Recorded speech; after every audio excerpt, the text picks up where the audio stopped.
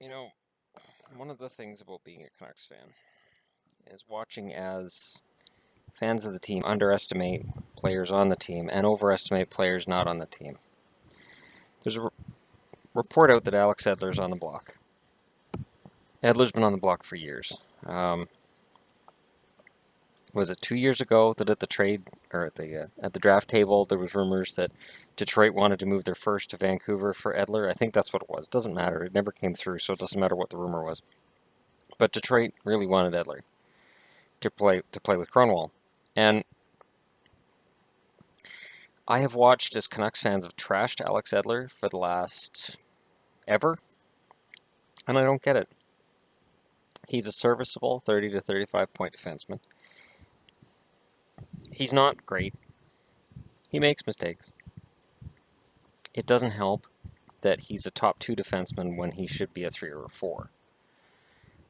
And there's nobody to replace him with. The funniest part is seeing people say, well, we have a lot of depth on the blue line. Yeah, it's shit, but we have a lot of depth. I don't understand the idea of getting rid of Edler. So if you move Edler, Ulevi has to make the team because you have nobody for your point in the power play. Ben Hutton, I love the kid. He had 1 goal last year. He's too young to be thrown into that role without somebody there to mentor him. The Canucks are already in dire straits. Now, I've been picking them, and this is well known for anybody who's been watching this channel. I'm picking them to be in the Nolan Patrick sweepstakes. I think, honestly, they're going to be at the bottom of the league this year. But trading Edler, just for the sake of trading Edler, is one of those things I look at and I don't understand. I genuinely don't understand it. Edler is a very good player. He's not a great player, and he is put in a position where he has to do more than he should be expected to. And I don't understand the hate. I really don't. I know I throw stones quite a bit at fans of this team for shitting on their players, but Vancouver fans are no worse. Or are worse. No better. Whatever I'm trying to say. The point is, you have a guy in Edler who is a serviceable defenseman who has never been a problem in the dressing room that I've ever read, who has never been a problem to the team on any level, and you're going to toss him? Well, he makes mistakes. Okay, well, when you've got a defenseman who plays an offensive role, mistakes are going to be more amplified. When he's a top 2 defenseman, any mistake he makes is going to be more noticeable than it is for a 5'6" guy. I mean, except Matt Bartkowski last year, everything he did got magnified too.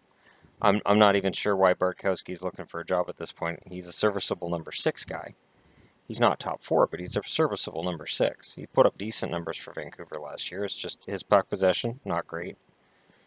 But again, the absolute vitriol with which people discuss Edler is something I've never quite understood. Yeah, but okay, where are you headed?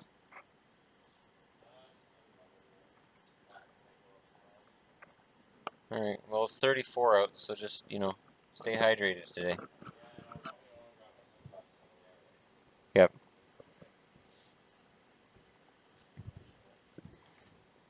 But no, Edler.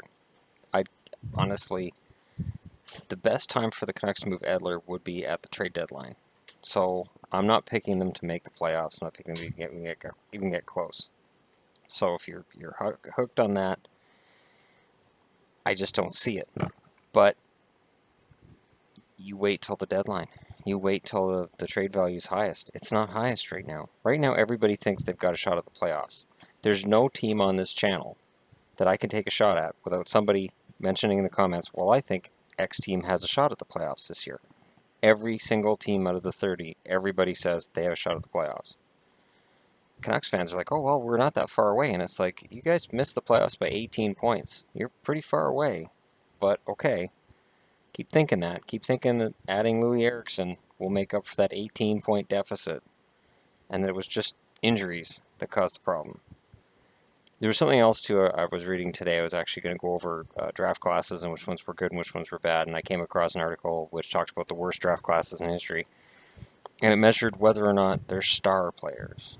I think that's a weird way to measure whether or not a draft is good for a team, or whether or not a player is a good player to draft. Not everybody in the NHL is a superstar. This goes back to my Alex Edler comments. Edler's a very serviceable number 3 or 4 defenseman. Don't damn him because the Canucks haven't cultivated a defense that's strong enough to build him up. Edler was perfectly fine when Bieksa was in his prime and you had all these other guys doing really well. But with where things are now, with Edler being forced to be the number 1 guy, he's gonna suck. He's going to have those games where he's just over his head. The idea of trading Alex Edler to me at this point is stupid. What are you going to get for him? A second rounder and a prospect? You're not going to get top-notch prospects for him. Let me just take a quick peek here. I mean, even in here, I think they take a shot at Edler. I don't even know if Edler qualifies to be in this book anymore. I don't think he does. I looked for him yesterday. I don't think he was in here. Nope, Edler doesn't qualify to be in the hockey pool guide anymore. And that's, you know, rating 600 prospects or whatever it is. Edler had 20 points in 52 games, was a -8 last year. Sorry, I know plus minus doesn't mean anything, but to GMs it does. 111 shots, played 24 minutes and 27 seconds a game. He didn't even score half a point a game. And their projection for him, this year they're projecting Edler to score 30 points, which is about right. You know what? Nobody's giving you shit for him. That's the problem. So you at least start the season with him. You at least, like, you know, the article here is, well, the Canucks were thinking about trading him, but now that they don't have Ham Hughes, now they can't, you know, get rid of him. Yeah, even if Hammer came back, you can't get rid of Edler. And I think losing Hammer, I think that's stupid for the Canucks too, but my Dallas Stars say thank you. You can't trade Edler because he has no trade value. None. So I can't wait to go through this article and post on the Canucks boards to see how many people think they're getting a first rounder back for him or a solid prospect or whatever. Because if you're one of the other 29 teams, what do you give up for a defenseman who looks like he's past his prime, is injury prone, can't score half a point a game, is not a top 2 defenseman, and costs you a lot of money? What do you give up for him? And if your answer is, I wouldn't want him. Exactly. That's why this whole thing, and it's already at 13 pages or whatever it is. Come on. He's the idea of trading him. Now, Benning might trade him, but if you're expecting anything back, I've got some swampland to sell you in Vegas. Vegas is going to have an expansion team. I was actually going to look through previous expansion teams too, and just give an example of, if anybody thinks this Vegas team is going to be bad, you need to see the previous expansion teams and what they drafted. Where guys like Al Iafrate were drafted when they weren't going to play in the NHL. Mark Tenorti was drafted when he wasn't going to play in the NHL. This is previous expansion drafts and how they worked. It's, you know, just to get to the cap floor, or just for the sake of having a contract that you get compensated for when the guy doesn't play for you. Anyways, but this is the Alex Edler bit. I don't have a whole lot else to add other than it's a long off season, and I get that people want to see movement, but the Canucks right now, if they traded Edler, they're not going to get fair value back. I think Edler takes a lot of shit from Canucks fans he doesn't deserve. And I think under the right circumstances, where he's a number 3 or 4 guy, he'll be fine. But he's been asked to be a 1 or a 2. Being played 24 minutes a game, he should be down at 20 minutes a game. He is not a guy who can play 24, 25 minutes a game. That's ridiculous. Absolutely ridiculous. And then he makes all kinds of mistakes.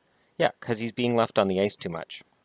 The Canucks can't manage their defense, so Edler's been left to kind of be the only defenseman out there sometimes. He's playing with a bunch of kids, and that's going to get worse this year. So I feel bad for Edler. And it's just another one of those things where Canucks fans want to slaughter the guy, and yet if he went to Detroit, and if the Red Wings threw him on their blue line, and they could hide him as a number 4, he'd thrive. He would absolutely thrive in that situation. So I have no ill will towards Edler. He is the latest in a long line of Swedish players who've been solid and serviceable for Vancouver, and have done yeoman's work for the team and take endless shit from the fans. It is a Canucks fans calling card to give shit to the players who are on it and overestimate players that aren't. I've seen so many instances where a prospect of another team is talked about like they're God by Canucks fans, and as soon as the guy's traded to Vancouver, or as soon as a Vancouver prospect is brought up in comparison, it's just no, or, well, he was good, but if he was any good, then, they wouldn't have traded him. Now Vancouver has him, they're stuck with him. It's like, wait a minute, you liked him a year ago. Now you don't like him because he's a Canuck? Okay, cool. So, it's just one of those things. Fan bases can be bad. Fans of this team know that. Being a fan of this team right now sucks because you didn't get a team, but I have a lot of Nordique stuff, and it's because I have hope that eventually, at some point in time, the Nordiques will return. Won't be anytime soon, but eventually. And maybe by then Edler will have some respect in Vancouver. Well, once he's an alumni, everybody will love him, but at this point, he takes a lot of crap. So, do I expect Edler to be moved? No. And if they do move him, it'll be for extremely little in return, or a bad contract in return, because some teams want to free up cap room, and maybe the Canucks would be dumb enough to sacrifice Edler to give another team cap space. I can't even fathom that situation, but it is Jim Benning, so you just never know. But again, I'm supposed to have complete and total faith in Benning's plan because he's the Canucks GM. And sadly, I love Jim Benning as a player. I greatly appreciated Jim Benning as a member of the Boston Bruins management team. I thought he was great. When he was hired by Vancouver, I was ecstatic. I didn't mind the Kessler trade at all. I didn't mind the Luongo trade at all. But over the last year and a half, he's made a lot of moves that I look at and go, huh? And I have a funny feeling that if Edler gets moved, I'll have like an ice cream headache. You know that one right behind the eyes? It's going to feel like that. So anyways, thanks for watching. I appreciate that our subscriber count keeps going up, and I will continue to provide content to you fine people during the dog days of summer while we all wait for it to cool off and hockey to start again. World Cup will be soon, and that'll sacrifice the hockey season starting on time. So it'll start in the middle of October instead of the start of October. I've already bitched about that before, so because you get one of two options. You either crowd the NHL schedule together more, which leads to further injuries, or you space things out, and then the Stanley Cup could be decided in July, for all we know. So, they'll probably just crowd the schedule together, which, as I said, does lead to further injuries, or an inability of a player to recover for the next game, so they miss more games. But oh well. As long as the NHL makes more money on that sweet, sweet merchandise that'll be moved for the World Cup. It's all about the merchandise. Alrighty. Thanks for watching.